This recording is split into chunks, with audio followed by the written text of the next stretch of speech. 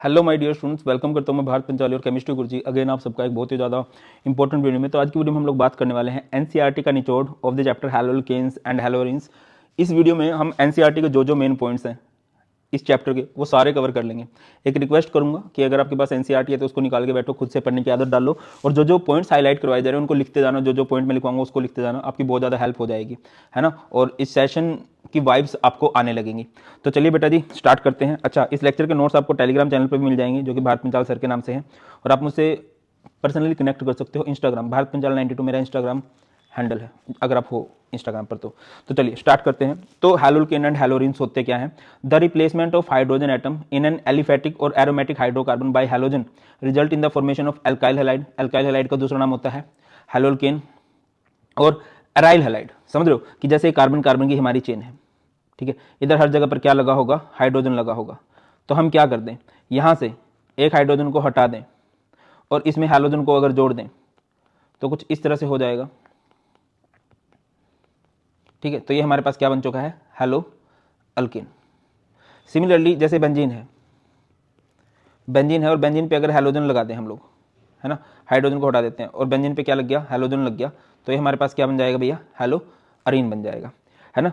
Chlorine containing antibiotic है जिसका नाम है क्लोरमफेनिकोल, और इसका यूज किया जाता है कहां पर? In the treatment of typhoid fever. ये भी एक दो बेसिक सी बातें हैं, याद रखना। Our body produce iodine containing hormone thyroxine the deficiency of which cause goitre.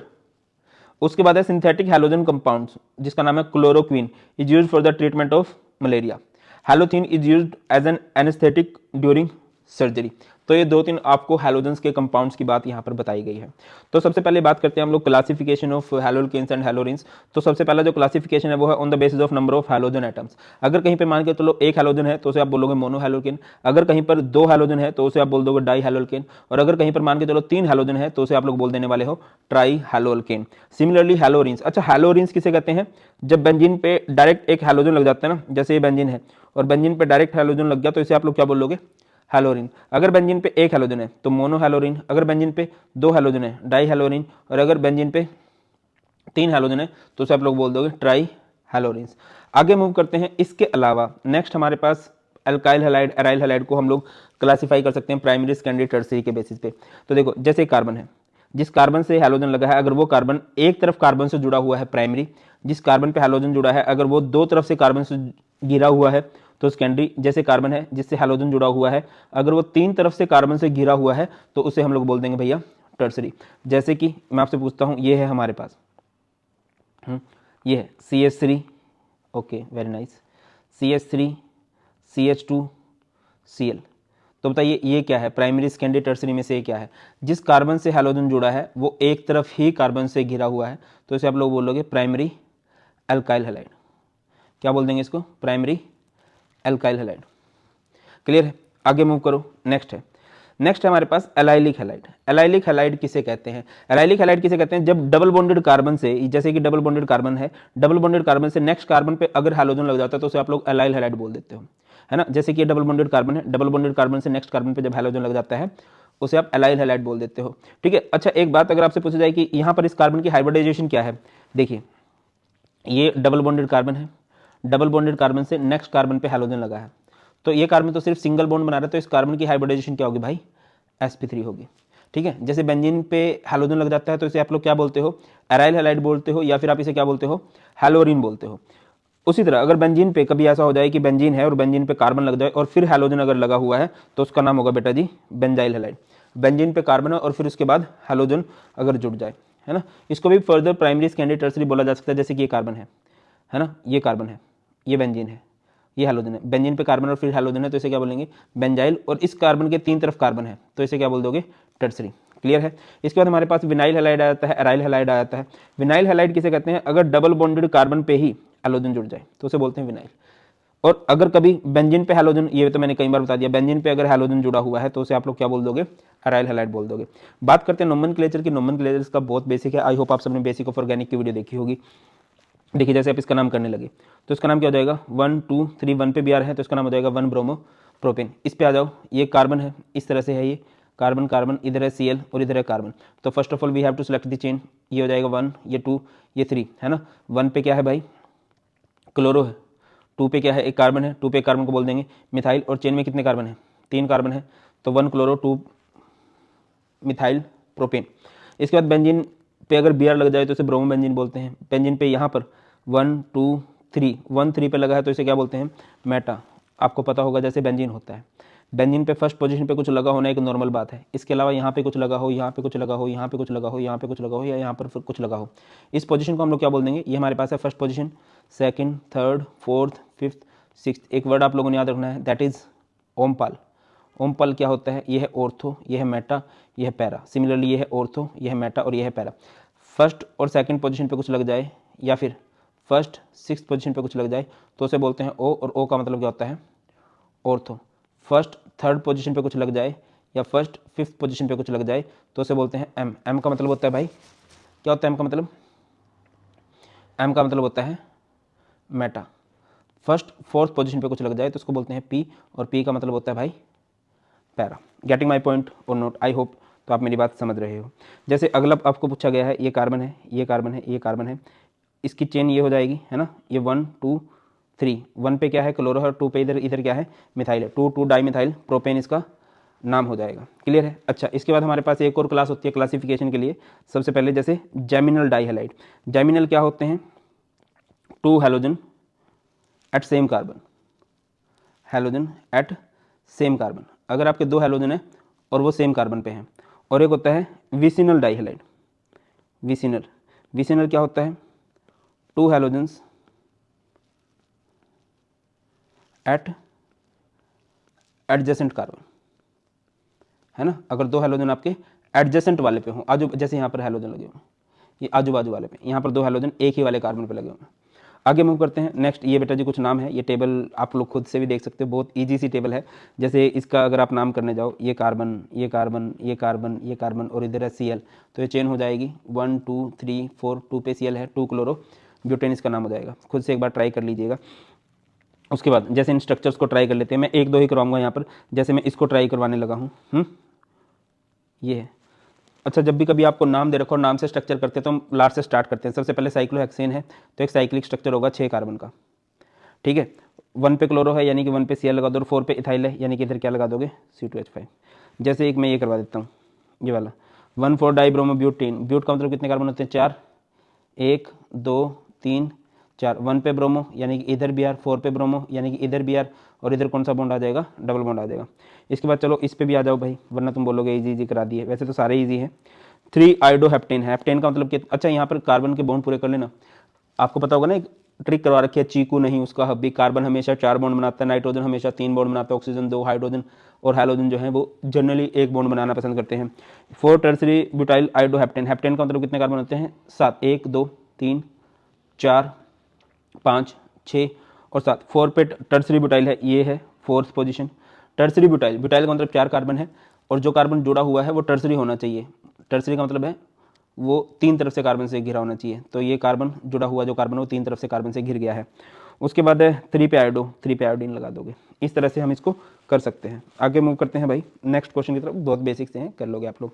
उसके बाद है nature of carbon halogen bond. देखिए, हैलोजन एटम जो होते हैं are more electronegative than carbon. Halogens group 18 के बिल्कुल बाजू है तो इनकी इलेक्ट्रोनेगेटिविटी ज़्यादा ही होती है। As a result carbon halogen bond of alkyl halide is polarized. Carbon atom bears a partial positive charge whereas the halogen atoms bears a partial negative charge. जो कार्बन हैलोजन का बॉन्ड है इसमें halogen ज़्यादा electronegative है तो इस पर negative charge आ जाएगा और इस पर पॉजिटिव, और इस बॉन्ड को हम बोलेंगे कि ये पोलर बॉन्ड है। यहाँ से क्वेश्चन बनने के चांसेस हैं, एमसीक्यूज बहुत सारे पूछे गए हैं प्रीवियस टाइम्स में। देखिए, बॉन्ड लेंथ जो है डाउन द ग्रुप बढ़ती है क्योंकि हैलोजन्स का साइज बढ़ता है तो बॉन्ड लेंथ बढ़ रही है, और जैसे जैसे बॉन्ड लेंथ बढ़ती है बॉन्ड एनर्जी कम हो जाती है। तो इसकी बॉन्ड लेंथ सबसे छोटी है तो इसकी बॉन्ड एनर्जी सबसे ज़्यादा है, इसकी बॉन्ड लेंथ सबसे बड़ी है तो इसकी बॉन्ड एनर्जी सबसे कम है रिस्पेक्टिवली, है ना। तो आप लिख सकते हो down the group bond length क्या हो रही है, इंक्रीज हो रही है, down the group bond energy क्या हो रही है, डिक्रीज हो रही है। अब बात करते हैं इनके डायपोल मूवमेंट। डायपोल मूवमेंट क्या होता है, म्यू, म्यू का फॉर्मूला क्या होता है, Q into D, charge into distance का प्रोडक्ट है, दोनों फैक्टर देखे जाते हैं। तो सबसे ज़्यादा जो डायपोल मूवमेंट है वो है क्लोरोमीथेन की, है ना। ये थोड़ा वैसे तो ज़्यादा हम एक्सपेक्ट कर रहे थे कि इसकी होनी चाहिए क्योंकि डाउन द ग्रुप अगर आप नोटिस करो तो वो डिक्रीज ही कर रही है, बट एक एक्सेप्शन आ जाता है और इसी के आने के चांसेस बनते हैं कि इसकी डायपोल मोमेंट सबसे ज़्यादा है। और इसका रीज़न क्या है, क्यू इंटू डी का जो प्रोडक्ट है वही इसका सबसे ज़्यादा बनता है, ये है। आगे मूव करते हैं मेथड्स ऑफ प्रिपरेशन ऑफ हैलोल्केन्स। तो सबसे पहले हम लोग किससे बनाएंगे भाई, फ्रॉम अल्कोहल, है ना। कई सारे तरीके हैं, जैसे ROH है, ROH की रिएक्शन आप लोगों ने HCl के साथ करा दी, तो यहाँ से OH हटेगा और OH की जगह पर क्या आ जाएगा, Cl, ये क्या बन जाएगा, RCl प्लस H2O। आप इसकी रिएक्शन HBr के जैसे HCl लिया है, अच्छा ये जो HCl एंड ZnCl2 का जो मिक्सचर है, इस मिक्सचर को हम लोग बोलते हैं लुकास रिएजेंट। क्या बोलते हैं भाई, लुकास रिएजेंट बोलते हैं। और इस लुकास रिएजेंट का हम लोग रिएक्टिविटी जो ऑर्डर होता है अल्कोहल का, वो होता है टर्सरी, सेकेंडरी, प्राइमरी, क्योंकि इसमें कार्बोकटाइन बनता है, तो कार्बोकटाइन्स के अकॉर्डिंग इनका रिएक्टिविटी ऑर्डर भी डिसाइड होता है। इसके बाद आप HBr के साथ रिएक्शन करा सकते हो, बट HBr डायरेक्ट नहीं बनता, तो यहाँ पर NaBr H2SO4 लिया जाएगा, तब यहाँ पर HBr बनेगा, और वो HBr इस OH को हटाएगा Br, तो यहाँ पर RBr बन जाएगा NaHSO4 प्लस H2। ठीक है। अब फॉस्फोरस ट्राई हैलाइड भी हो सकते हैं, PX3 के साथ रिएक्शन करके बन जाएगा, या रेड फॉस्फोरस जब हैलोजन के साथ रिएक्ट करता है तब भी आपके पास क्या होता है, फॉस्फोरस ट्राई हैलाइड बनता है। इनकी रिएक्शन क्या होगी बेटा, ये 3 OH ग्रुप हैं, इनकी जगह पर X चला जाएगा, ये 3RX बन जाएगा, है ना। PCl5 के साथ अगर आप रिएक्शन कराओगे, जैसे कि हमारे पास ROH है, उसकी रिएक्शन आप लोगों ने करा दी है किसके साथ, PCl5 के साथ, तो PCl5 को आप ऐसे लिख सकते हो PCl Cl Cl Cl Cl, ये Cl चला जाएगा इस OH की जगह, ये क्या बन जाएगा, RCl, Cl उधर गया तो उधर से क्या आएगा, OH, तो ये क्या बन जाएगा, एक तो HCl बन जाएगा और एक क्या बन जाएगा भाई, POCl3। फिर आपने जैसे ROH है, इसका जो बेस्ट मेथड है वो है थायोनिल क्लोराइड वाला। ROH की रिएक्शन आप लोगों ने करा दी SOCl2 के साथ, तो क्या ऑब्जर्व करोगे भाई, ये जो SOCl है, ये Cl चला जाएगा इस OH की जगह, ये क्या बन जाएगा, RCl, और इधर क्या आएगा, OH, ये क्या बन जाएगा, एक तो HCl और एक क्या बन जाएगा, SO2। क्लियर है। तो यही वाली बात है, ROH की रिएक्शन जब आपने SOCl2 के साथ कराई, तो ये क्या बन गया, RCl plus SO2 plus HCl। अब ये जो होते हैं SO2 एंड HCl जो होते हैं, ये गैसेस होते हैं, दैट्स वाई इस मेथड को हम लोग बेस्ट मेथड कंसीडर करते हैं for the preparation of haloalkanes from alcohol, क्योंकि साइड प्रोडक्ट गैसेस हैं और वो इजीली एस्केपेबल हैं। ये भी लिखा भी गया है, thionyl chloride is preferred because in this reaction alkyl halide is formed along with gases SO2 HCl. The two gaseous products are escapable, hence the reaction give pure alkyl halide। उसके बाद next move करते हैं भाई। Next हम लोग hydrocarbon से बना के भी कर सकते हैं। हाइड्रोकार्बन से कैसे, जैसे कि हमारे पास एक ये है, एक हाइड्रोकार्बन है, ठीक है, ये 11th क्लास में शायद आपने पढ़ा भी होगा, और नहीं पढ़ा है तो कोई बात नहीं, मैं करवाऊंगा। ये फ्री रेडिकल हैलोजिनेशन जो होती है, इसका मैकेनिज्म भी मैं आपको करवाने वाला हूँ। जब आप इसकी रिएक्शन Cl2 के साथ करवाओगे तो क्या हो जाएगा, इन द प्रेजेंस ऑफ सनलाइट होने वाली है ये रिएक्शन, ये बन जाएगा CH3Cl। वैसे तो ये सारे H हटाए जा सकते हैं, सारे H की जगह पर यहाँ पर Cl आ जाएगा, बट हम लोग सिर्फ किसकी बात करने वाले हैं, मोनो हैलोजिनेशन की, तो सिर्फ एक ही बार ही हम लोग इसमें हैलोजन लगाने वाले हैं।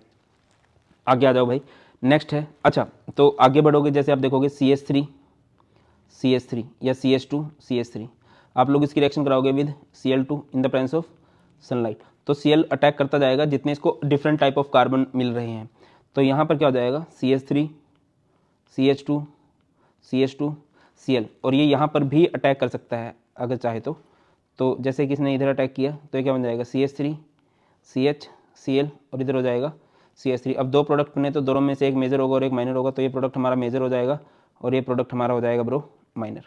सर ये कैसे डिसाइड किया आपने, यहाँ पर रिएक्टिविटी ऑर्डर या स्टेबिलिटी का जो ऑर्डर है वो टर्सरी, सेकेंडरी, प्राइमरी है, तो सबसे स्टेबल प्रोडक्ट जो होगा वो tertiary, then secondary and then primary. इसके बाद नेक्स्ट है हमारे पास फ्रॉम अल्कीन्स। अल्कीन्स में जब आप HX के साथ रिएक्शन कराते हो, ये क्या है, addition of hydrogen halide. Okay, let me check कि कुछ जगह बच रही है क्या। तो क्या हो जाएगा भाई, जैसे कि आप इस डबल बॉन्ड को तोड़ोगे तो यहाँ पर एक जगह पर H चला जाएगा और एक जगह पर X चला जाएगा, तो यहाँ पर जो नॉर्मली एडिशन होती है वो किस रूल के अकॉर्डिंग होती है भाई, यहाँ पर फॉलो किया जाता है मार्कोनिकोफ रूल।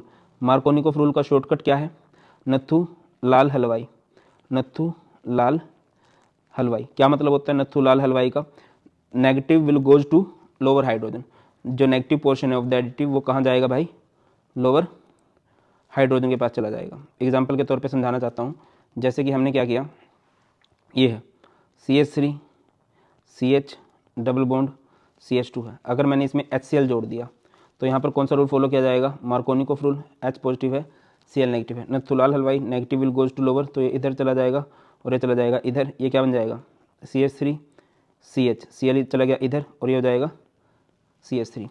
जैसे मार्कोनिकोफ रूल है वैसे उसका एक और रूल है, एंटी मार्कोनिकोफ रूल। और एंटी मार्कोनिकोफ रूल कई सारे नाम से फेमस है, जैसे कि इसको हम खराश इफेक्ट भी बोलते हैं, पेरोक्साइड इफेक्ट भी बोलते हैं। इसकी कंडीशन क्या है? फर्स्ट ऑफ ऑल ये लगता है अनसिमेट्रिकल अल्कीन पे, unsymmetrical alkyne first of all, पहली कंडीशन तो ये है। दूसरी बात ये है कि आपने HBr लेना है और किसके साथ लेना है भाई? पेरोक्साइड के साथ लेना है। अगर इन दोनों में से कोई भी एक कंडीशन इधर उधर होती है, जैसे आपने HBr ले लिया बट पेरोक्साइड नहीं लिया, या फिर आपने पेरोक्साइड ले लिया और HBr नहीं लिया, तो ये रूल फॉलो नहीं किया जाएगा। ये दोनों तीनों कंडीशन फुलफिल होनी चाहिए। और इस रिएक्शन का शॉर्टकट क्या रहेगा, ट्रिक क्या रहेगी? नत्थु हरा हलवाई। क्या मतलब हुआ नत्थु हरा हलवाई का? Negative will goes to higher hydrogen, negative portion कहाँ जाएगा? हायर के पास जाएगा, हायर हाइड्रोजन। जैसे कि ये है CH3 CH double bond CH2, आपने इसमें क्या जोड़ दिया? HBr जोड़ दिया, इन द प्रेजेंस ऑफ, किसकी प्रेजेंस में जोड़ दिया भाई? पेरोक्साइड की प्रेजेंस में जोड़ दिया, तो क्या होगा? H पॉजिटिव है, Br नेगेटिव है, negative will goes to higher, तो Br चला जाएगा इधर और H चला जाएगा इधर, तो ये क्या बन जाएगा? CH3 CH2 और इधर आ जाएगा CH2 Br, है ना। तो यहाँ पर बन गया हमारे पास 1 bromo propane. Getting my point और नोट। अच्छा, जैसे कि आपके पास एक अल्केन है, आप उसकी रिएक्शन कराते हो Br2 के साथ इन द प्रेजेंस ऑफ CCl4, तो क्या होगा? ये 2 ब्रोमीन है, इधर लग जाएंगे, ये क्या बन जाएगा? Vicinal dibromide. जब एडजेसेंट कार्बन पे 2 हैलोजन लगते हैं, और ये जो रिएक्शन है इसका यूज किया जाता है as a test for the unsaturation. ये देखिए, ब्रोमीन का जो कलर होता है वो रेडिश ब्राउन होता है, जब वो अल्कीन के साथ रिएक्शन करता है तो एक कलरलेस कंपाउंड बन जाता है। तो यही टेस्ट है फॉर अनसैचुरेशन की, रेडिश ब्राउन कलर जो है डिसअपियर हो गया।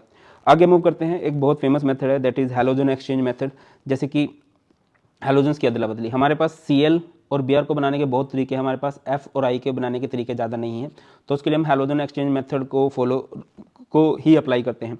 जैसे RX है, RX की रिएक्शन आप लोग Na के साथ कराओगे तो हैलोजन की अदला बदली, X की जगह पर क्या आ जाएगा? I, तो ये बन जाएगा Ri प्लस NX। इस रिएक्शन को बोलते हैं फिंकलस्टेन, है ना। किसकी प्रेजेंस में होती है? ड्राई एसीटोन की प्रेजेंस में होती है।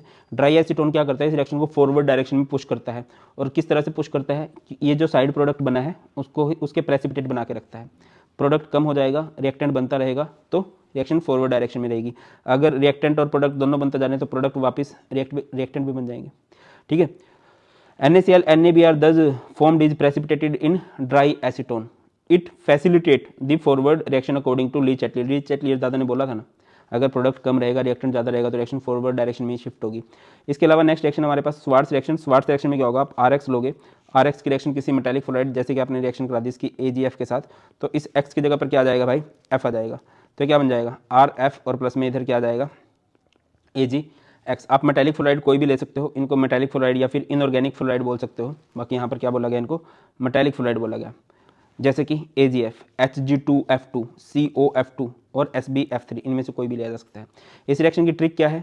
फिंकलस्टीन रिएक्शन में नाई लेते हैं, स्वर्ग में फ्लाई, स्वार्ट्स रिएक्शन में मेटालिक फ्लोराइड लेते हैं। क्लियर है बेटा? तो ये है भाई क्या? Methods of preparation of haloalkanes. अगर हम बात करते हैं methods of preparation of haloarenes की, तो कैसे हो सकता है? जैसे कि बेंजीन है, बेंजीन की डायरेक्ट हैलोजिनेशन कर दो, इसे इलेक्ट्रोफिलिक सब्स्टिट्यूशन बोलते हैं। जैसे कि आप लोगों ने इसकी रिएक्शन करा दी with Cl2 in the presence of FeCl3, तो बेंजीन के ऊपर क्या हो जाएगा? इधर लग जाने वाला है Cl, यहाँ से Cl पॉजिटिव चलता है, ठीक है। जैसे आप इसकी ब्रोमिनेशन कर दोगे, अगर आप इसकी ब्रोमिनेशन कर दोगे, आप लोग इसकी रिएक्शन कराओगे with Br2 in the presence of FeBr3, तो ये है Br पॉजिटिव, कहाँ पर अटैक करेगा भाई? बताइए, कहीं पर भी अटैक कर देगा। जैसे कि अगर ये टोलुइन होता, जैसे बेंजीन के ऊपर क्या लगा हुआ है? CH3 लगा हुआ है, फिर आप इसकी क्लोरिनेशन करते इन द प्रेजेंस ऑफ FeCl3, तो ऑर्थो पैरा साइड पे अटैक होता है, तो यहाँ से Cl पॉजिटिव जो है अटैक कर देता पैरा पे, मेजर प्रोडक्ट पैरा बनता, ठीक है ना। तो यहाँ पर CH3 और यहाँ पर आ गया Cl, तो क्लोरीन और ब्रोमीन बहुत इजीली बन जाते हैं, फ्लोरीन नहीं बनता। और अगर आप आयोडीन बनाना चाहते हो, आयोडीन भी बन सकता है, ठीक है। जैसे कि आपने इसकी आयोडीनेशन कर दी, आपने रिएक्शन करा दी I2 के साथ, तो ये क्या बन जाएगा? बेंजीन के ऊपर लग गया I, है ना। और जब इधर I लगेगा तो इधर से H हटेगा और प्लस में बनेगा HI, और ये HI जो है इस रिएक्शन को दोबारा से बैक साइड में कन्वर्ट कर देगा। तो इस HI को हमें उड़ाना पड़ेगा यहाँ से, और HI को उड़ाने के लिए हम लोग यहाँ पर HNO3 ले सकते हैं, या फिर क्या ले सकते हैं भाई? HiO4 लिख सकते। देखिए, reaction with iodine are reversible लिखा गया है in nature and require the presence of an oxidizing agent, क्योंकि HI जो है एक रिड्यूसिंग एजेंट है, उसको उड़ाना है हमने, तो ऑक्सीडाइजिंग एजेंट की जरूरत पड़ती है, that is HNO3 HiO4 to oxidize the HI form during the iodination. Fluoro compounds are not prepared by this method due to high reactivity of fluorine. तो फिर सर हम कैसे बनाएं? बेटा जी, इसके लिए सबसे बढ़िया रहता है from diazonium salt. From diazonium salt. अब देखिए डायजोनियम सोल्ट का क्या फंडा रहता है भाई, जैसे सबसे पहले तो आप डाईएजोटिजेशन रिएक्शन लोगे। डाईएजोटिजेशन क्या होता है, जैसे कि एनिलीन है, बेंजीन के ऊपर NH2 है, उसकी रिएक्शन आप कराओगे NaNO2 प्लस HCl के साथ, तो हमारे पास ये बन गया। और फिर आप लोग इसकी रिएक्शन कर दो, जैसे कि ये बेंजीन डायजोनियम क्लोराइड है, आपने इसकी रिएक्शन कॉपर हैलाइड के साथ की तो N2 यहाँ से हट जाता है, हैलोजन लग जाता है, ठीक है। और यहाँ ये रिएक्शन ऐसे भी हो सकती है। अच्छा, इस रिएक्शन को हम बोलते हैं सैंडमेयर, है ना। और सैंडमेयर के बिल्कुल मिलती जुलती रिएक्शन है, जैसे कि ये है benzene N2 positive Cl negative, इसे बोलते हैं बेंजीन डायजोनियम क्लोराइड। आप लोगों ने इसकी रिएक्शन करा दी मान के चलो HBr के साथ इन the presence of copper powder, है ना। कॉपर पाउडर ले लिया तो क्या हो जाएगा, इधर क्या लग जाएगा भाई, ये पूरा पोर्शन हट जाएगा और इधर लग जाएगा Br। क्लियर है, आगे मूव कीजिए। नेक्स्ट है डायजोनियम क्लोराइड की रिएक्शन आप Ki के साथ करा सकते हो, तो ये पोर्शन हट जाएगा, इधर नेगेटिव जुड़ जाएगा I। या फिर आप लोग एक और रिएक्शन होती है यहाँ पर, अगर आपको फ्लोरीन बनाना है तो उस रिएक्शन को बोलते हैं हम लोग बाल्ज-स्कीमन रिएक्शन। क्या बोलते हैं भाई, बाल्ज-स्कीमन रिएक्शन। क्या होता है, आप डायजोनियम क्लोराइड लोगे, जैसे बेंजीन के साथ क्या लगा हुआ है N2Cl, और इसकी रिएक्शन आप लोग करवा दोगे HBF4 के साथ। HBF4 को अगर आप तोड़ना चाहो तो HF प्लस BF3 में तोड़ के इस रिएक्शन को करके देखो, तो HF का F चला जाएगा, ठीक है, बाकी सब आपस में जुड़ जाएंगे, N2 अलग, वो जो Cl है वो इस H के साथ क्या बन जाएगा HCl और प्लस में BF3। तो जो डायजोनियम वाली फैमिली है वो इसके हर एक काम को कर सकती है ना, हर एक तरह का हैलोरिन बनाया जा सकता है। अच्छा, जैसे यहाँ पर HBr है तो ऊपर कुछ नहीं देखा तो मार्कोनिकोव रूल के अकॉर्डिंग एडिशन होगी। यहाँ पर HCl ऊपर कुछ नहीं देखा मार्कोनिकोव रूल, यहाँ पर HBr है और पेरोक्साइड है तो एंटी मार्कोनिकोव रूल के अकॉर्डिंग होगी। आप लोगों को अभी के लिए कमेंट सेक्शन में बताना है कि ये जो प्रोडक्ट बना है बेटा जी इसका नाम क्या होने वाला है। आगे बढ़ते हैं और बात करते हैं about physical properties of haloalkanes and haloarenes. पहली बात लिखी गई है alkyl halides are colourless when pure, ये कलरलेस होते हैं बट डेवलप कलर। इनमें से भी कौन सी फैमिली है, ब्रोमाइड एंड आयोडाइड जो है वो कलर डेवलप कर लेते हैं जब इनको एयर में या फिर लाइट में एक्सपोज किया जाता है। Melting point and boiling point की बात करें, अच्छा इनके पास स्मेल जो होती है वो स्वीट होती है, याद रखिए। बॉइलिंग पॉइंट जो होता है वो डायरेक्टली प्रोपोर्शनल होता है टू मॉलिक्यूलर मास, ये काम आएगा पूरी ऑर्गेनिक केमिस्ट्री में, है ना। एंड इन्वर्सली प्रोपोर्शनल होता है ब्रांचिंग के। देखो कुछ खास कंडीशन बन जाए इज अ डिफरेंट थिंग, वरना लगभग इसी तरह से हम लोग ऑर्डर फॉलो करते हैं कि boiling point is directly proportional to molecular mass and inversely proportional to branching, लिखा गया है।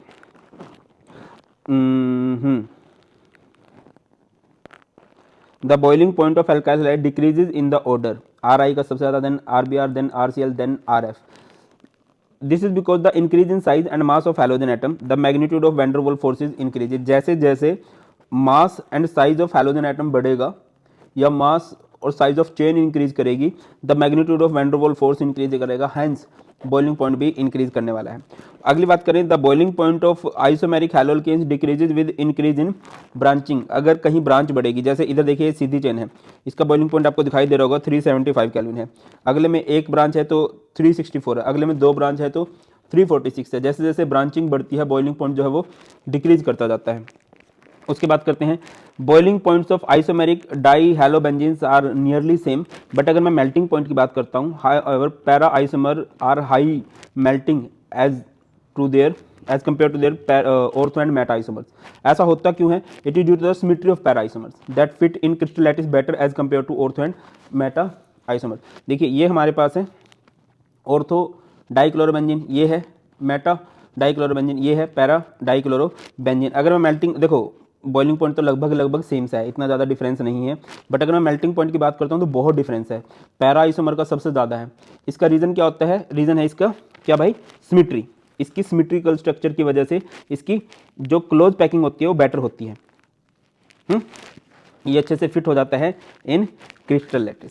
उसके बाद बात करते हैं डेंसिटी की, भाई वही बात है, मास बढ़ेगा तो इसकी डेंसिटी भी बढ़ती चली जाएगी। सोल्यूबिलिटी की बात करें, ये इंपॉर्टेंट है, देखिए दो प्रॉपर्टी से ज़्यादातर क्वेश्चन बनने के चांसेस रहते हैं, boiling point and solubility. The haloalkanes are very slightly soluble in water, बहुत कम घुलते हैं, और इसका रीज़न क्या है, क्योंकि वो हाइड्रोजन बॉन्ड बना नहीं पाते हैं, और वाटर में घुलने के लिए, वाटर में सोल्यूबल होने के लिए किसी भी ऑर्गेनिक कंपाउंड का हाइड्रोजन बॉन्ड बनाना बहुत जरूरी है। आगे मूव करते हैं केमिकल रिएक्शंस की। अच्छा, यहाँ पर आपसे पूछा गया है ब्रोमोमीथेन, ब्रोमोफोम, क्लोरोमीथेन, डाई ब्रोमोमीथेन में से आपने मुझे बताना हाईएस्ट बॉइलिंग पॉइंट किसका होगा और लोवेस्ट बॉइलिंग पॉइंट किसका होगा। बता दीजिए, कंसेप्ट पिछले वाला ही लगाना है। इसके बाद बात करते हैं केमिकल रिएक्शंस की, और केमिकल रिएक्शंस में हम 3 तरह की केमिकल रिएक्शन पढ़ते हैं, nucleophilic substitution reaction, elimination reaction and reaction with metal. तो सबसे पहले हम बात करते हैं न्यूक्लियोफिलिक सब्स्टिट्यूशन रिएक्शन के बारे में। 11th में भी पढ़ा होगा, नहीं पढ़ा है तो कोई बात नहीं। जैसे कि आपके पास एक हैलोकेन है, हैलोकेन की रिएक्शन न्यूक्लियोफाइल के साथ कराते हैं, तो न्यूक्लियोफाइल एक हैलोजन को हटा देगा तो ये RNU बन जाएगा। क्या होती है nucleophilic substitution reaction? The reaction in which a nucleophile replace already existing nucleophile in a molecule is called nucleophilic substitution. जैसे कार्बन हैलोजन का बॉन्ड हमें पता है कि पोलर होता है, इसमें हैलोजन पे नेगेटिव है, तो उस नेगेटिव को एक न्यूक्लियोफाइल हटा देगा, है ना। न्यूक्लियोफाइल क्या होते हैं? न्यूक्लियोफाइल, न्यूक्लियोफाइल नाम से ही बहुत सारा क्लियर है। न्यूक्लियस लवर, ये क्या होते हैं? इलेक्ट्रॉन रिच स्पीसीज होते हैं, इनके पास इलेक्ट्रॉन ज़्यादा होते हैं। Electron rich species loves nucleus. किसको लव करते हैं ब्रो? ये न्यूक्लियस को लव करते होते हैं। आगे ओके, बहुत सारे आपको न्यूक्लियोफाइल दे रखे हैं भाई। तो जैसे कि NaOH है, NaOH में OH नेगेटिव है, H2O में कौन है? H2O है। जो न्यूक्लियोफाइल होते हैं, याद रखिए, न्यूक्लियोफाइल कैन बी न्यूट्रल और नेगेटिव। जो ये नेगेटिव होते हैं वो हमेशा SN2 रिएक्शन को फॉलो करते हैं, और ये जो न्यूट्रल है ये SN1 मैकेनिज्म को फॉलो करते हैं। जैसे H2O हो गया, NH3 हो गया, ये SN1 मैकेनिज्म को फॉलो करेंगे। बाकी आप जितनों को ऑब्जर्व कर रहे हो वो SN2 मैकेनिज्म को फॉलो करेंगे। SN1 SN2 क्या होता है वो भी थोड़ी देर में समझ में आ जाएगा। अब याद रखिए, जैसे NaI है, NaI का नेगेटिव पोर्शन क्या है? I नेगेटिव है ना। जैसे आपको याद होगा RX था, RX की रिएक्शन हम लोगों ने किसके साथ कराई थी? Na के साथ कराई थी। तो यहाँ पर Na पॉजिटिव था, I नेगेटिव था, I ने इस X को रिप्लेस कर दिया था। अच्छा, यहाँ पर आपको दिखाई दे रहा होगा KCN है, AgCN है, KNO2 है, AgNO2 है। मैं यहाँ पर बताना चाहता हूँ, इवन इससे रिलेटेड क्वेश्चन भी है NCERT में। Haloalkanes react with KCN to form alkyl cyanide, है ना। जब हैलोकेन KCN के साथ रिएक्शन करते हैं तो साइनाइड बनता है, AgCN के साथ जब रिएक्शन करते हैं तो आइसोसाइनाइड बनता है। यहाँ पर कौन सा कंसेप्ट आ गया भाई? यहाँ पर हमारा आ चुका है कंसेप्ट ऑफ एम्बिडेंटेंट न्यूक्लियोफाइल। क्या होते हैं ambidentate nucleophile? Group like cyanide and nitride possesses two nucleophilic center and are called ambidentate nucleophile. Cyanide group is a hybrid of two contributing structure, therefore can act as a nucleophile in two different ways. CN में carbon की तरफ से attack हो सकता है, अगर carbon पे negative charge लेके चल रहे हो तो पॉसिबल है, या फिर नाइट्रोजन के पास लोन पेयर होते हैं तो नाइट्रोजन भी अपने लोन पेयर दे सकता है। ठीक है, देखिए KCN is predominantly ionic, provide cyanide ion in solution.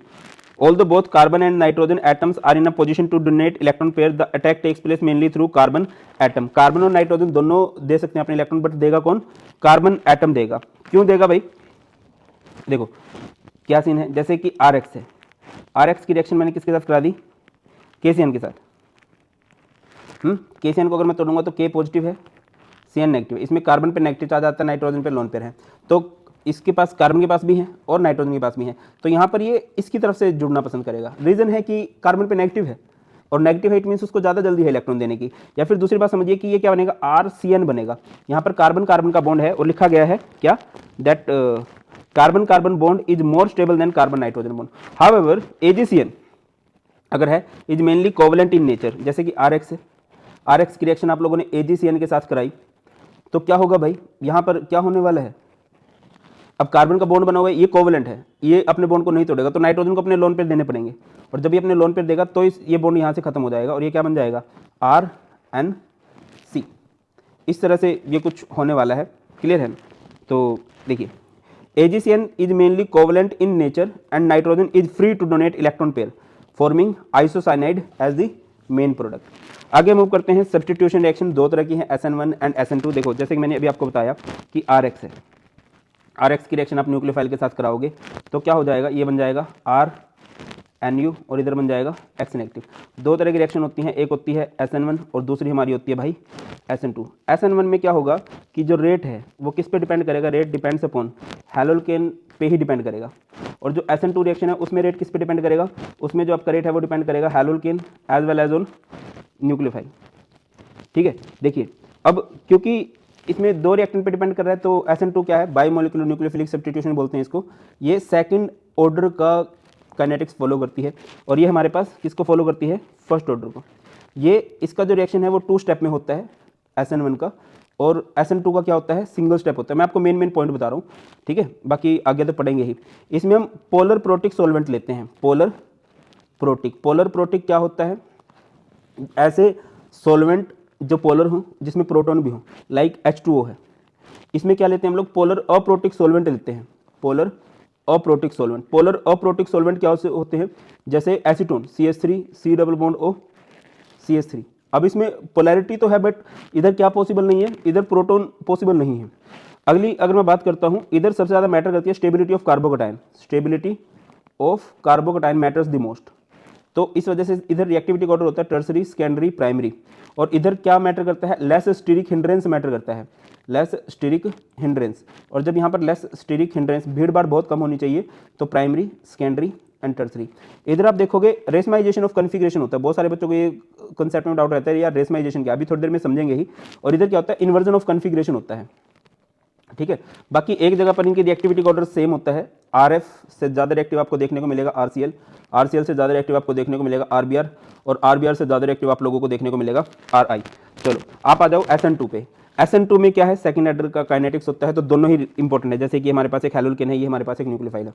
अगर ये हैलोजन यहाँ से जाना चाहे तो यहाँ से ऑक्सीजन बैक साइड से आता है, और ये जो होती है स्टेट को हम लोग बोलते हैं ट्रांजिशन स्टेट, जहाँ पर क्लोरीन जा रहा है और बैक साइड से न्यूक्लियोफाइल ने अटैक कर दिया, और फिर क्या हो जाएगा, क्लोरीन बाहर निकल जाएगा। क्लियर है। आगे इसे बोलते हैं इन्वर्जन, क्योंकि बैक साइड से अटैक हुआ है, जैसे वर्ल्डन इन्वर्जन भी बोल दिया जाता है। यहाँ पर इनको किससे बना रखा है, बॉल से रिप्रेजेंट कर रखा है। जैसे कार्बन है, ये पुराने वाला न्यूक्लियोफाइल ग्रुप है, और यहाँ पर पीछे की साइड से एक ग्रुप आके अटैक करेगा, ठीक है। ये पहले वाला हट जाएगा और बैक साइड से जुड़ जाएगा। ये क्या है भाई, बायोमोलिकुलर न्यूक्लियोफिलिक सब्स्टिट्यूशन रिएक्शन है, SN2 रिएक्शन है। सिंगल स्टेप में हो जाती है, और इसमें कोई भी इंटरमीडिएट नहीं बनता है। क्लियर है ना। As the reaction progress, the bond between the incoming nucleophile and the carbon atom forming the bond between living group weakens। मतलब देखिए जो नया आ रहा है ग्रुप, उसके साथ इसका बॉन्ड बनता चला जाता है, और पुराने वाले के साथ इसका बॉन्ड वीक होता चला जाता है। यही बात इधर लिखी गई है। अच्छा, कन्फिग्रेशन ये भी थोड़ी देर में आपको समझ में आ जाएगा। वैसे तो special arrangement of functional group around carbon is called its configuration. जैसे कार्बन है, कार्बन के अराउंड में अलग अलग ग्रुप को जो अपने स्पेस में दिखा रखा है, यही इसकी स्पेशल अरेंजमेंट कहलाती है, कन्फिग्रेशन कहलाती है। क्लियर है।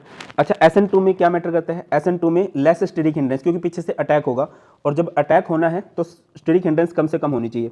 तो सबसे कम स्टेरिक हिंड्रेंस होती है प्राइमरी में, तो प्राइमरी सबसे फास्ट रिएक्ट करते हैं, देन सेकेंडरी, और सबसे वीकली रिएक्ट करते हैं टर्सरी हैलाइड। देखो जैसे न्यूक्लियोफाइल अप्रोच करें, यहाँ पर छोटे छोटे ग्रुप हैं, यहाँ पर एक मिथाइल ग्रुप है, यहाँ पर 2 मिथाइल ग्रुप हैं, यहाँ पर 3 मिथाइल ग्रुप है। देखो हिंड्रेंस बढ़ती जा रही है, तो रिएक्टिविटी का ऑर्डर भी घटता चला जाएगा। सबसे फास्ट इसमें होगी, मिथाइल में, इसमें, फिर इसमें, और इसमें सबसे कम। इसमें तो देखो 0 ही लिखा गया है, इसमें 30, इसमें 1, इसमें 0.02। मतलब बढ़िया से ये इसे मिथाइल ग्रुप है, यहाँ पर प्राइमरी है, यहाँ पर सेकेंडरी है, यहाँ पर टर्सरी है, तो सबसे बढ़िया मिथाइल या फिर प्राइमरी के साथ ही SN2 रिएक्शन होती है।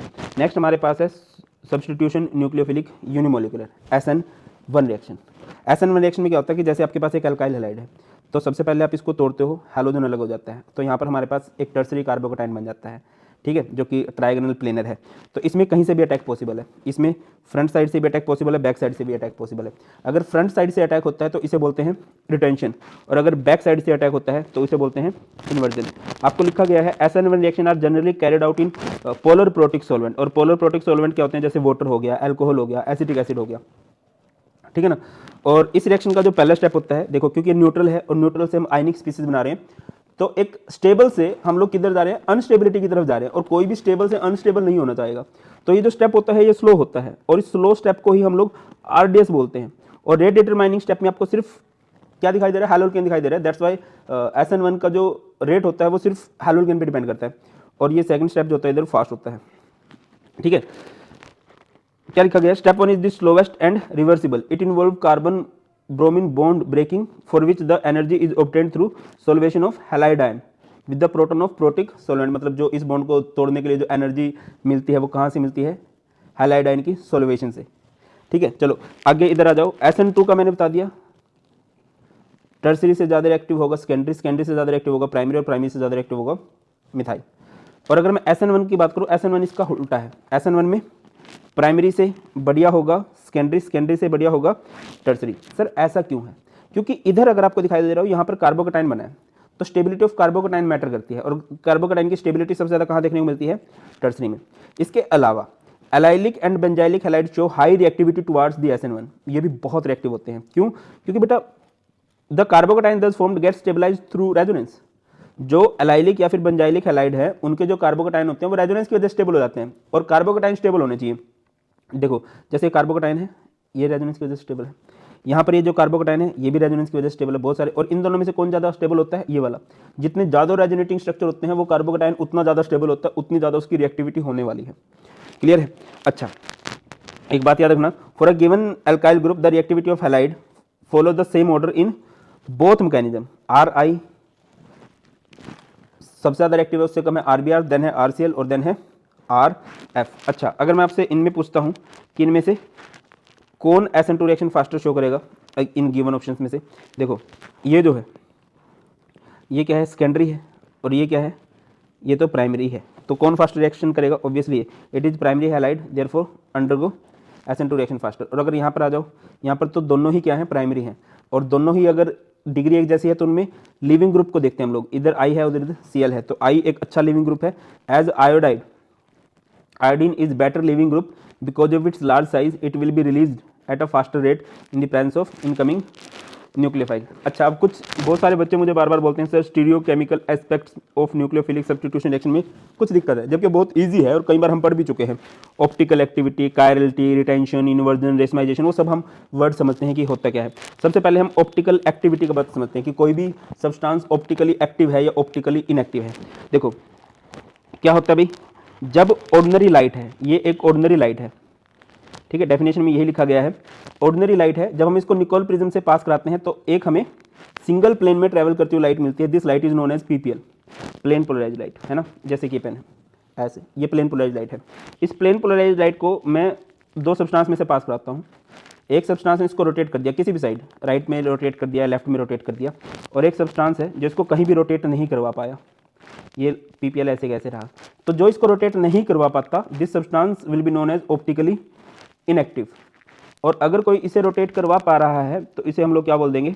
Optically active.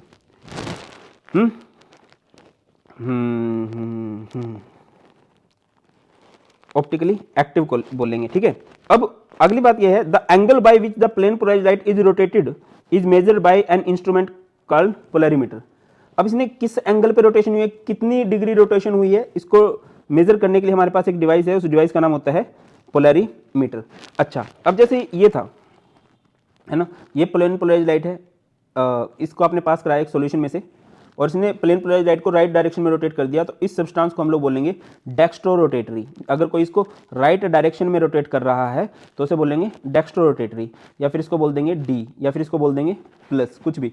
और अगर कोई जैसे कि प्लेन पोलराइज्ड लाइट है ना, और अगर उसे कोई लेफ्ट राइट साइड में रोटेट कर देता है, लेफ्ट साइड में रोटेट कर देता है, तो इसे क्या बोल देंगे? लेवो, या फिर L, या फिर माइनस।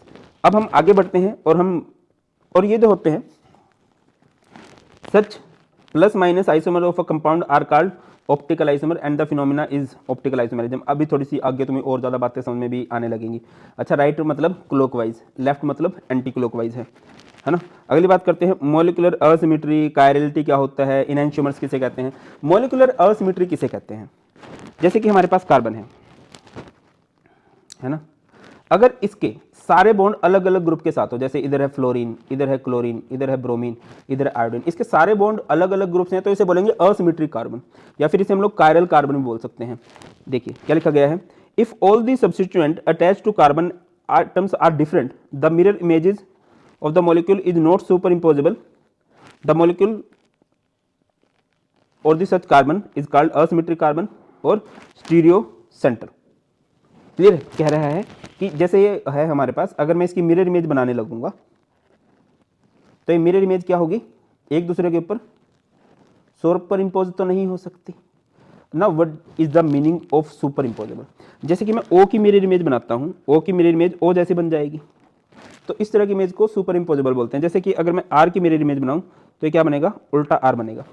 तो यही कह रहा है कि अगर हमारे पास कोई कायरल कार्बन है या असिमेट्रिक कार्बन है, जिसमें कार्बन के सारे बॉन्ड अलग अलग ग्रुप के साथ हैं, उसकी मिरर इमेज बनाओगे तो क्या बनेगी भैया? एक non superimposable mirror image बनेगी, और इन्हीं को हम लोग क्या बोल देते हैं? Optical isomer. बता रखा है, जैसे कंसेप्ट है, इसकी हैंड की मिरर इमेज आप लोगों ने बनाई तो उल्टा हाथ बना। अगर उल्टा बन रहा है तो उसे हम लोग क्या बोल देंगे, नॉन सुपर इम्पोजेबल। ये जो इमेजेस हैं अगर आप इनको ध्यान से देखोगे, these images are known as non superimposable. On the other hand, जैसे आपने इस सब्सटेंस की बनाई, ये बिल्कुल डिट्टो, इन दोनों में कुछ फर्क नहीं दिख रहा, ये सर्कल है, तो इस तरह की हम लोग क्या बोलेंगे, सुपर इम्पोजेबल है, ठीक है ना। अब अगर सुपर इम्पोजेबल मिरर इमेज बन रही हैं फिट होने वाली, तो उस तरह के सब्सटेंस को हम लोग क्या बोलते हैं, नॉन कायरल। और अगर non superimposable mirror image बन रही है तो उसे बोलते हैं chiral. The objects which are non superimposable on their mirror images like a pair of hands are said to be chiral, है ना। हाथों का जो जोड़ा है वो एक दूसरे के ऊपर सुपर इम्पोज नहीं होगा, ठीक है, जैसे ये है, इसकी मिरर इमेज मान लो ये बन गई, ये एक दूसरे के ऊपर फिट नहीं होंगे ऐसे, मतलब एग्जैक्ट फिट होने चाहिए, ठीक है। ये है, इसकी मिरर इमेज मान लो ये बन गई, ऐसे मिरर के सामने ऐसे ही बना होगा ना, जो लेफ्ट और राइट हो जाता है, राइट और लेफ्ट हो जाता है, ये फिट नहीं होंगी। तो इस तरह के मॉलिक्यूल को हम लोग बोलते हैं, क्या बोलते हैं भैया, कायरल मॉलिक्यूल बोल देते हैं, है ना।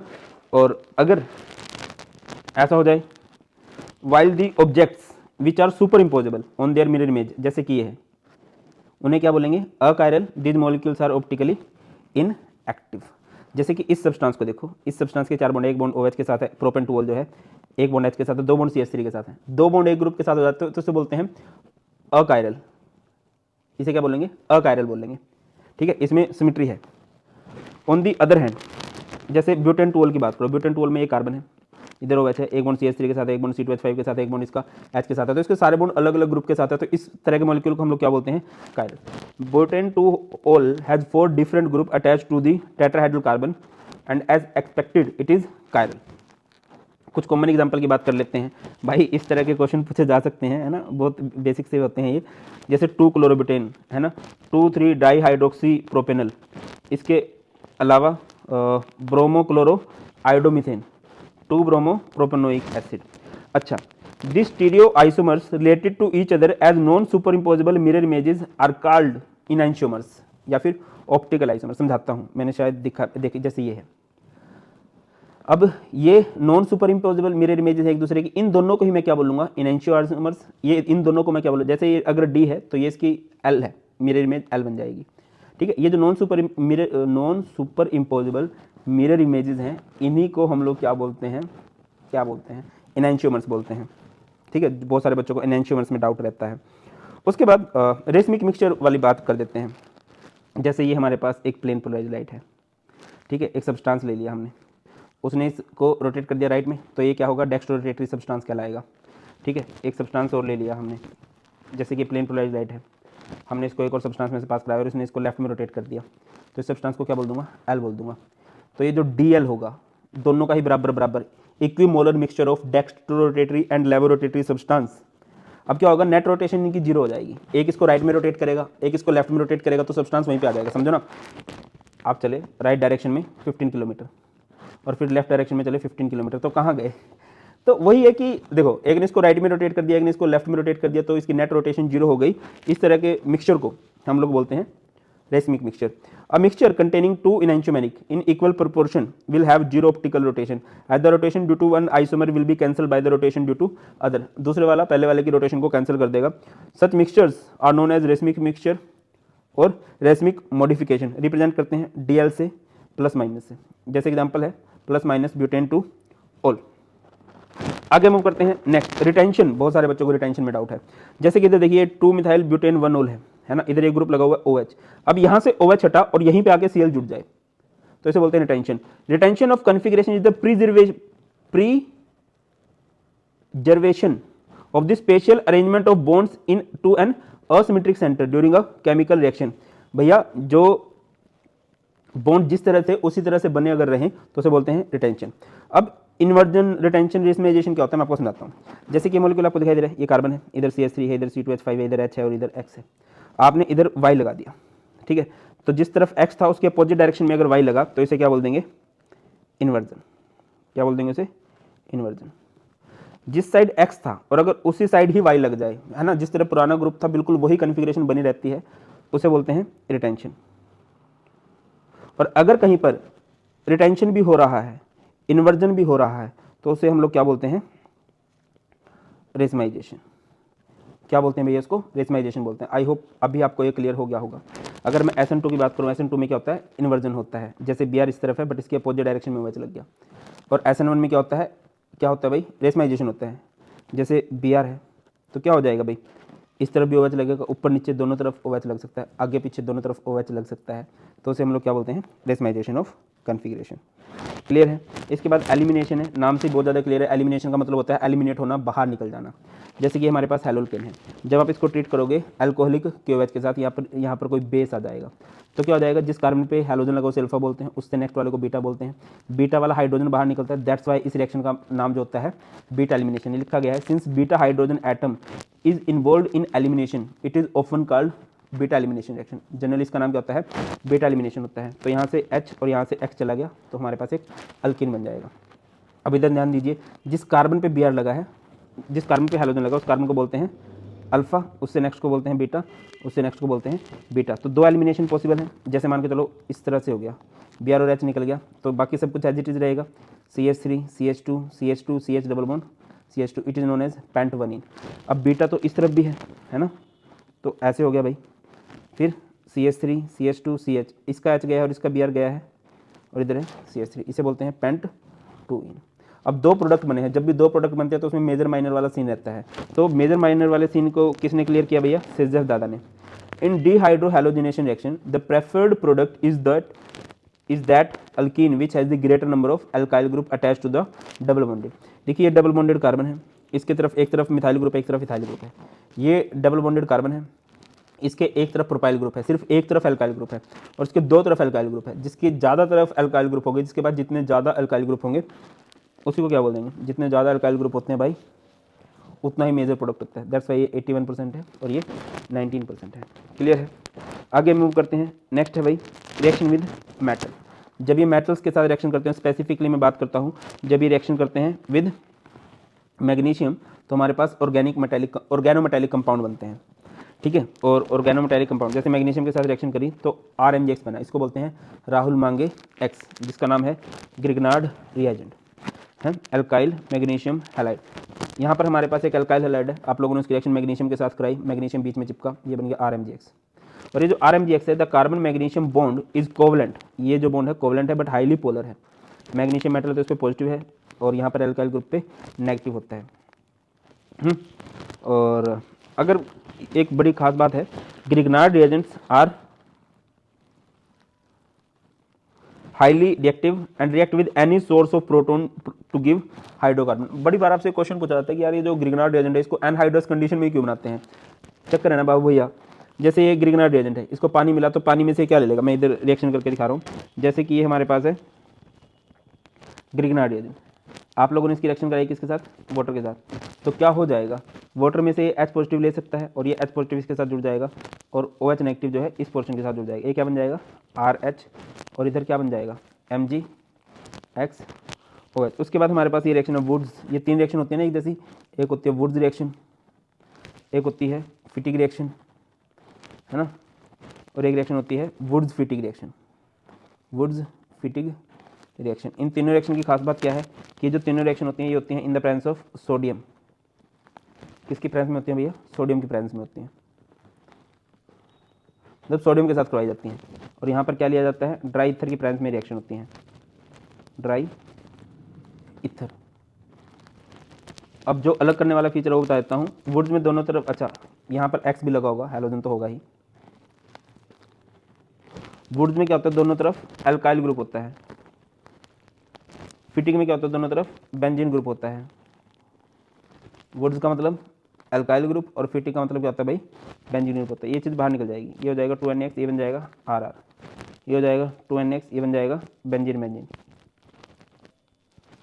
ठीक है, ये हो जाएगा 2NX, ये बन जाएगा R बेंजीन। क्लियर है। तो इस तरह से ये हमारी होती हैं रिएक्शन विद मेटल। क्लियर है। और बात करते हैं रिएक्शंस ऑफ हैलोरिन्स की। और सबसे पहले हम लोग बात करते हैं nucleophilic substitution reaction. Aryl halides are extremely less reactive towards nucleophilic substitution. देखिए जैसे RX होता था, है ना, RX की रिएक्शन जब मैं न्यूक्लियोफाइल के साथ करवाता था तो ये बहुत इजीली हो जाती थी, है ना। तो ये क्या बन जाता था RNU, और इधर क्या बन जाता था X नेगेटिव। बट सिमिलरली अगर आप हैलोरिन के साथ एक न्यूक्लियोफाइल की रिएक्शन करवाना चाह रहे हो, हैलोरिन ये हो गया, अगर आप इसकी न्यूक्लियोफाइल के साथ रिएक्शन कराओगे तो इतना ईजिली नहीं होगा, या कह लीजिए नो रिएक्शन। अब ऐसा होता क्यों है, इसके 2-3 रीज़न है। सबसे पहला हमने लिख रखा है रेजोनेंस इफेक्ट। हैलोरिन्स का रेजोनेंस दिखा सकते हो ना कि क्या होगा, pi electron delocalize, pi electrons का डीलोकलाइज हो जाना।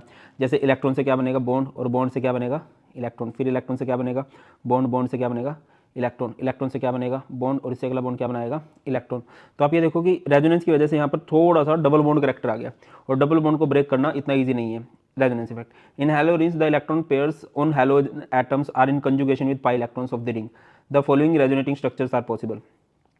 तो इसकी वजह से क्या होगा, carbon chlorine bond acquires a partial double bond character due to resonance, as a result the bond cleavage in haloarenes is difficult than haloalkanes. अगली बात है डिफरेंस इन हाइब्रिडाइजेशन। यहाँ पर अगर आप देखते हो हैलो अल्केन की हाइब्रिडाइजेशन होती है sp3, और यहाँ पर इसकी हाइब्रिडाइजेशन होती है sp2। sp2 है तो इसमें s करेक्टर ज़्यादा है, इसकी इलेक्ट्रोनेगेटिविटी ज़्यादा है, इस हैलोजन के अपनी तरफ जोड़ के रखेगा, इतनी इजीली जाने नहीं देगा। इसके अंदर s करेक्टर कम है, इलेक्ट्रोनेगेटिविटी कम है, तो ये इजीली इसको जाने दे देगा, यही लिखा गया है। In haloalkane, the carbon atom attached to halogen is sp3 hybridized, while in case of halorines, the carbon atom attached to halogen is sp2 hybridized. The sp2 hybridized carbon with a greater s character is more electronegative and can hold the electron pair of carbon halogen bond more tightly than sp3 hybridized carbon in haloalkane. इसके बाद instability of phenyl cation, जैसे कि मान के चलो halogen है और आपने हैलोजन को उड़ा ही दिया, ठीक है, यहाँ से हैलोजन उड़ा दिया तो इस पर पॉजिटिव चार्ज आ जाएगा, तो ये स्टेबल नहीं होता है ना, जो फिनाइल कटायन है वो स्टेबल नहीं होता, दैट्स वाई भी ऐसी रिएक्शन नहीं हो पाती है। उसके बाद because of the possible repulsion it is less likely for the electron rich nucleophile to approach electron rich arenes. जैसे जो बेंजीन होते हैं इसके पास पाई बॉन्ड होते हैं, ठीक है, जो ऑलरेडी इलेक्ट्रॉन रिच है, तो अगर कोई इलेक्ट्रॉन लेके आए तो वो उसके साथ प्यार नहीं करेगा। हाँ, अगर इलेक्ट्रोफाइल आएंगे जो इलेक्ट्रॉन की कमी से जूझ रहे हैं तो वो इसको अच्छे से अप्रोच कर पाएंगे, इसको अच्छे से अप्रोच नहीं कर सकता। तो haloarenes generally nucleophilic substitution reaction show नहीं करते हैं, है ना, बट वो कहते हैं ना नथिंग इज इम्पॉसिबल। तो इसी बात को देखने के लिए अगर आपको यह है कि ये क्लोरीन मुझे हटाना ही है तो आपको कंडीशन ड्रास्टिक लेनी पड़ेगी। जैसे आपने NaOH ले लिया, एसिड ले लिया, टेम्परेचर लिया 623 केल्विन, प्रेशर ले लिया 300 एटमॉस्फेरिक, इस प्रोसेस को हम लोग बोलते हैं डोज प्रोसेस। तो आप क्या देखोगे, यहाँ से आप क्लोरीन हटा सकते हो और OH लग जाएगा। कंडीशन लेस ड्रास्टिक होती चलेंगी जब आप इलेक्ट्रॉन विड्रॉइंग ग्रुप बढ़ाते चलोगे। जैसे कि आपने इधर इलेक्ट्रॉन विड्रॉइंग ग्रुप ले लिया NO2, ठीक है, 2 NO2, तो आप देखो कंडीशन टेम्परेचर थोड़ा थोड़ा कम करते जा रहे हो, इवन लास्ट में तो वार्म वाटर आ गया, ठीक है। तो फिर अगर देखिए the presence of an electron withdrawing group NO2 at ortho and para position increase the reactivity of haloarenes. अगर इलेक्ट्रॉन विड्रॉइंग ग्रुप है तो हैलोरिन्स की रिएक्टिविटी टुवर्ड्स न्यूक्लियोफिलिक सब्स्टिट्यूशन वो भी बढ़ जाती है। क्लियर है। अब आगे मूव करते हैं। ये इफेक्ट कब ज्यादा बढ़ जाता है, जब NO2 ग्रुप कहां पर हो, ऑर्थो और पैरा पोजीशन पे हो। No effect on reactivity of haloarenes is observed by the presence of electron withdrawing group at meta position. अगर मेटा पोजीशन पे आपका NO2 ग्रुप लगा हुआ है तो इससे कुछ भी फर्क पड़ने वाला है नहीं। देखो OH आएगा, OH इसको हटाना चाहता है, तो यहाँ पर क्या होगा, इलेक्ट्रॉन डीलोकलाइज होने लगेंगे। तो ऑर्थो और पैरा पोजीशन पे अगर NO2 है, क्योंकि इन्हीं पोजीशन पे इलेक्ट्रॉन डीलोकलाइज होकर पहुंचेंगे तो इलेक्ट्रॉन्स को अपनी तरफ खींचता चलेगा। मेटा पोजीशन तक तो इलेक्ट्रॉन पहुंचते ही नहीं है, मेटा पे कभी भी नहीं आते हैं।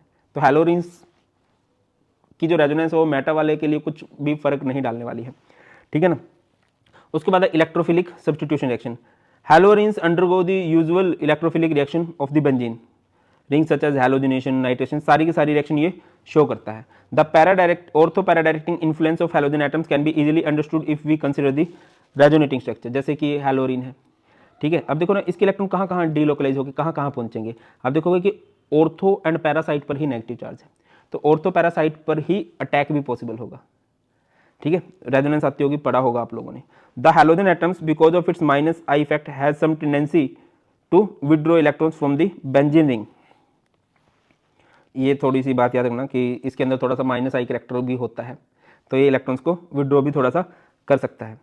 तो इसी वजह से कि इलेक्ट्रॉन्स को विड्रॉ ना करे और इलेक्ट्रोफिलिक सब्स्टिट्यूशन रिएक्शन बहुत अच्छे से होती चले, haloarenes require more drastic condition as compare to those in benzene. देखो अगर आप बेंजीन की इलेक्ट्रोफिलिक कर रहे हो, ठीक है, इलेक्ट्रोफिलिक सब्स्टिट्यूशन रिएक्शन कर रहे हो, और एक हैलोरिन्स की इलेक्ट्रोफिलिक सब्स्टिट्यूशन कर रहे हो, देखो इलेक्ट्रोफिलिक सब्स्टिट्यूशन कब हो सकती है, अगर ऑर्थो पैरासाइट पे नेगेटिव चार्ज बहुत इजीली चला जाए।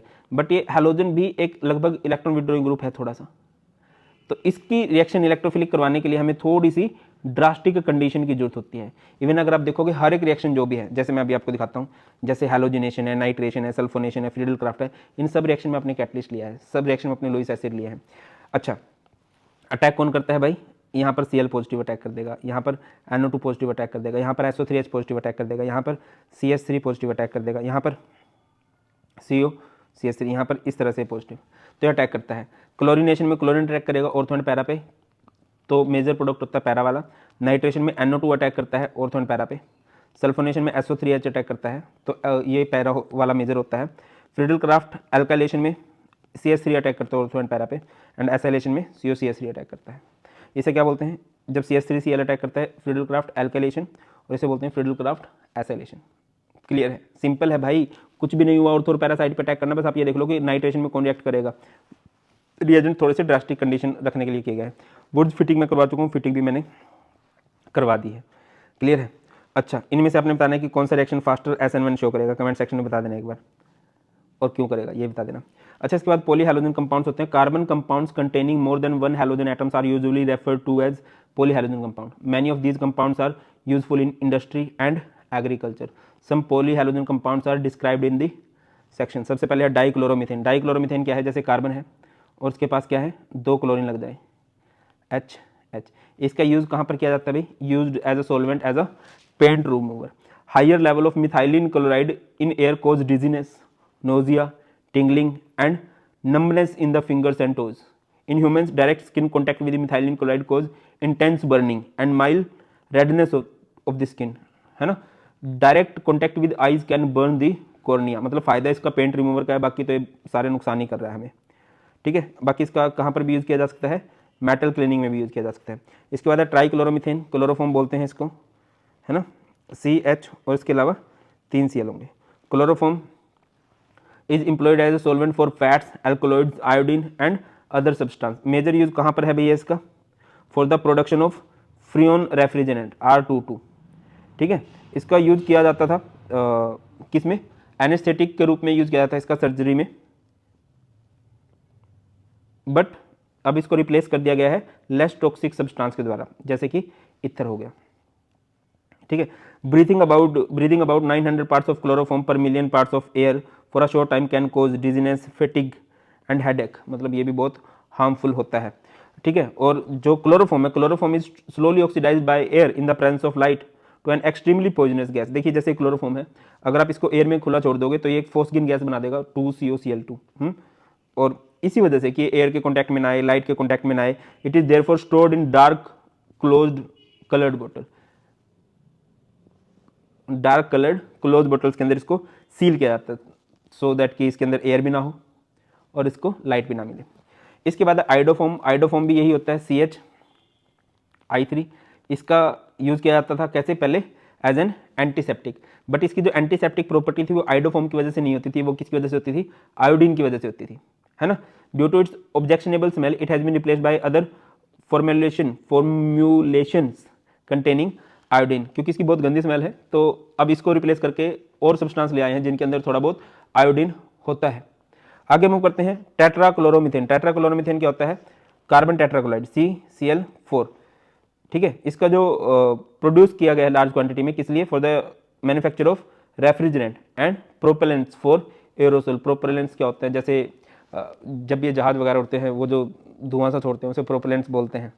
ठीक है, the most common effect are dizziness, lightheadedness, nausea, vomiting which can cause permanent damage to nerve cell. ठीक है, CCl4 exposure to CCl4 can make the heart beat irregularly और stop. CCl4 की presence में अगर जाओगे तो भाई दिल की धड़कनें बंद भी हो सकती हैं, तो थोड़ा ध्यान से। अच्छा, इसके नुकसान क्या है कि when carbon tetrachloride is released into the air it rise the atmosphere and deplete the ozone layer. और ओजोन लेयर के डिप्लेट होने से क्या हो जाता है भाई, ह्यूमंस की पहुंच बढ़ जाएगी यूवी रेडिएशंस की तरफ, है ना।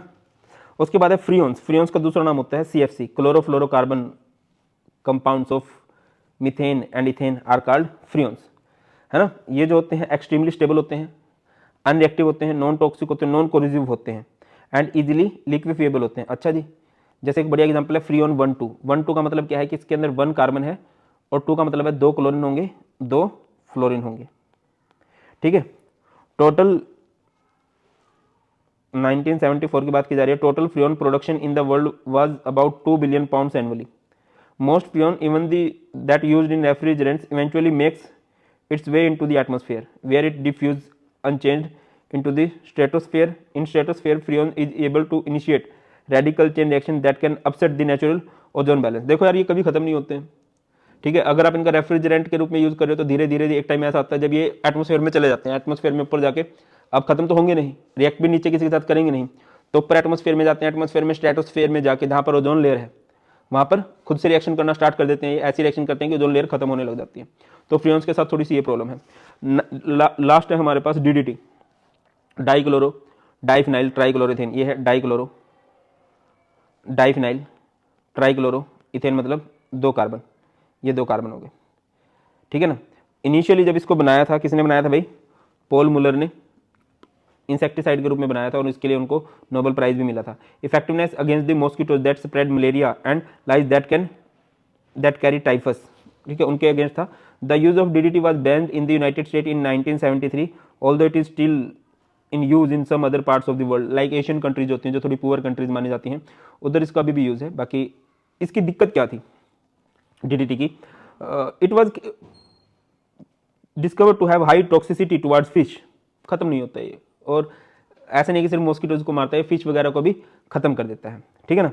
DDT is not metabolised very rapidly by animals, instead it is deposited and stored in the fatty tissues. तो दैट्स वाई ये हमारे लिए हार्मफुल है। तो ये है हमारा सिंपल सा हैलोल्किन हैलोरिन। आपको कुछ भी डाउट्स हो आप लोग कमेंट सेक्शन में लिख सकते हो, और मैं रिकमेंड करूंगा कि आप लोग क्या करो, एक तो मैं खुद बोल जाता हूँ, हाँ, खुद से भी एनसीईआरटी लाइन बाय लाइन आप लोगों ने पढ़ी होगी। बाकी सारे मेन पॉइंट सारे के सारे कवर कर लिए हैं। बाकी इसका बहुत डिटेल वन शॉट जल्दी आने वाला है, और अगर आपको नीड है तो आप कमेंट सेक्शन में बता सकते हो यस सर हमें नीड है, तो मैं और भी जल्दी प्रोवाइड कर दूंगा। That's all in this video. बहुत ख्याल रखिए, बहुत जल्द मिलते हैं। God bless you all, please take care. जय हिंद।